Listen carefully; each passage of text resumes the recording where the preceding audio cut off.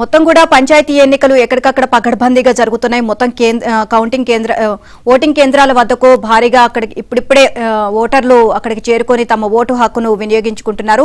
So 1 గంటకు వరకు voting అనేది జరుగుతుంది. 2 గంటల నుంచి కౌంటింగ్ మొదలవుతుంది అని చెప్పి అధికారులు వెల్లడించారు. సో ఇక నల్గొండ జిల్లాలో సిచ్యువేషన్ ఏ విధంగా ఉందో తెలుసుకునే ప్రయత్నం చేద్దాం. నల్గొండ జిల్లాకు సంబంధించి మరిన్ని అప్డేట్స్ మా కరెస్పాండెంట్ రవిని అడిగి తెలుసుకుందాం. రవి, చెప్పండి, నల్గొండ జిల్లాలో పంచాయతీ ఎన్నికల్లో ఓటింగ్ ఏ విధంగా జరుగుతోంది?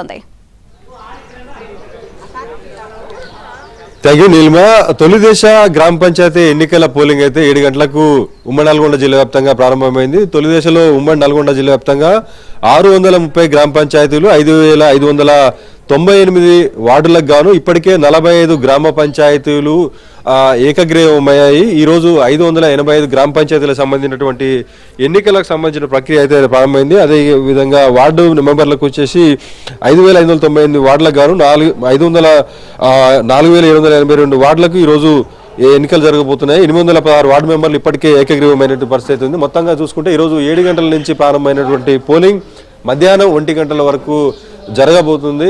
దాదాపుగా ఏదైతే సర్పంచ్ అభ్యర్థికి సంబంధించి గులాబీ, అదేవిధంగా వార్డు మెంబర్కి సంబంధించి వైట్ పేపర్ మీద స్వస్తిక్ ముద్ర వేసి ఓటరు తమ ఓటు హక్కును అయితే వినియోగించుకోబోతున్నారు. దాదాపుగా ఏదైతే ఎన్నికల సంఘం గుర్తించినటువంటి 14 సంబంధించినటువంటి గుర్తింపు కార్డులు, voter card, Aadhaar card, pan card, ఇలా 14 సంబంధించినటువంటి ఆ గుర్తింపు కార్డులు తీసుకొచ్చి ఓటు అయితే తమ హక్కును వినియోగించుకొని పోతున్నారు. తర్వాత 2 గంటల నుంచి మొదటగా పోస్టల్ బ్యాలెట్ ఓట్ల లెక్కింపు తర్వాత మొత్తంగా సర్పంచ్ వార్డు మెంబర్ల లెక్కింపు జరుగుతుంది. ఆ తర్వాత ఉప సర్పంచ్ ఎన్నిక జరగబోతుంది. మొత్తంగా చూసుకుంటే ఉమ్మడి నల్గొండ జిల్లా వ్యాప్తంగా సర్పంచ్ అభ్యర్థులకు సంబంధించి 10,000 మందికి పైగా అభ్యర్థులు బరిలో ఉన్నారు. అదేవిధంగా వార్డు మెంబర్లకు సంబంధించి 12,000 మంది పైగా అభ్యర్థులు అయితే తమ అదృష్టాన్ని ఈరోజు పరీక్షించుకోబోతున్నారు.